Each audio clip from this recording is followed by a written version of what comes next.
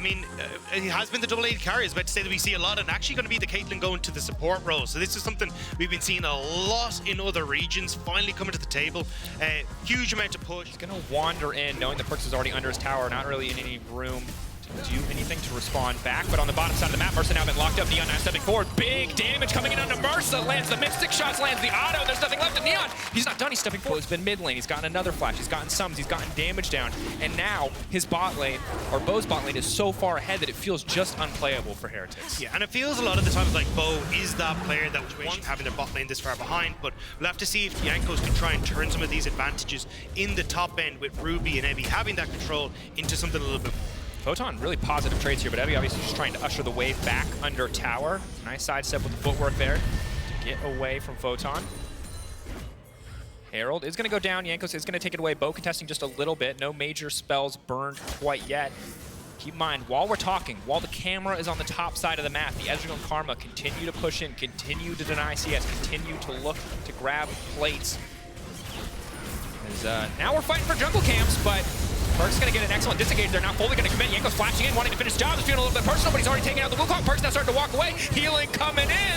Lamps for a spike. Perk's trying to take a breather. Flash back in from Bo. Bo trying to make it look clean. Mercer manages to grab one. Ruby surely just next on the list. Oh, Bo, no. He's gearing up. You give him one. You give him two. He's looking for three. That's going to do it in the end. The double kill for Bo. Meanwhile, top lane, 1v1 back and forth. Evie going all out. Photon going away. 1,000 gold. Individually, 1,000 gold. He's a third of Vitality's overall gold lead by himself. And I want you to think about this entity, just these objectives like the Rift Herald, when they know they can get more elsewhere on the map. And I mean, you don't put your focus on the top side, they still win out on top side, but Vitality gets smaller for Team Heretics. And you talked about it, Dag. The two items, really where it feels like Vitality's composition can start to take over. Well, and we're seeing why we haven't got the Caitlyn out of Heretics thus far, right? I think Vitality took the gamble and it's working out for them. Now they're looking at their last tower in the mid lane. And up there. Scatter the Weak goes wide. That's a start. Arrow goes wide though. Mercer not hitting that ult is massive. Lamb's respite on the backside. Mercer incredibly low. Photon stepping in. Neon getting chipped away just a little bit. Mercer ticking. Two blinking health bars. Mercer, as well as Jankos, in trouble now as Jack Spectre just barely able to walk away with his life. As in the meantime, Ocean Drake is going down. Vitality are... Yeah, ready to see the adaptation. Bo moving down to the bottom side. Kaiser fearlessly stepping forward. Mercer is so squishy. Goodbye to the bar as Yanko's now managing to knock up one. Bo flashing back out to safety, healing up just in time. Evie desperately trying to finish the job here, trying to lock up Bo. Does he have ulti available? Doesn't look like he can take him out of this one. Evie running away here as all of Vitality are descending upon the Kazante. Slowly but surely they look to break him down. Sion unstoppable means it's just a free port for Evie. That was clever. It looked really pretty, but I don't know if it's going to be enough. Evie now trying to finish the job. The knockup now coming in. Evie trying to make a heroic effort on the bottom side, but he's eventually brought low. Jack Spectre now knocked up again. The Gale Force not enough. Neon going to take that one away. See if they could get something going, but the second you fall behind, I mean, this is all you've got left. There's nothing else to bring. Like a truck. Team Heretics just going to have to hide for those towers and farm up.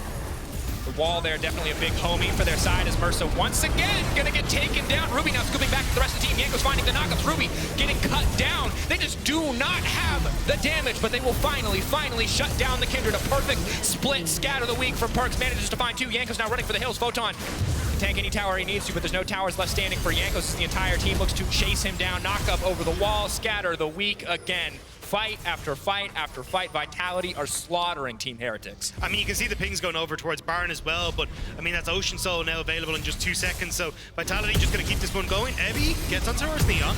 He's going all out, but he's all out of life because he will get taken down. Some vision for Baron, because you know that's gonna be the next big call for Vitality, but I just don't know how Heretics try and stop them at this stage.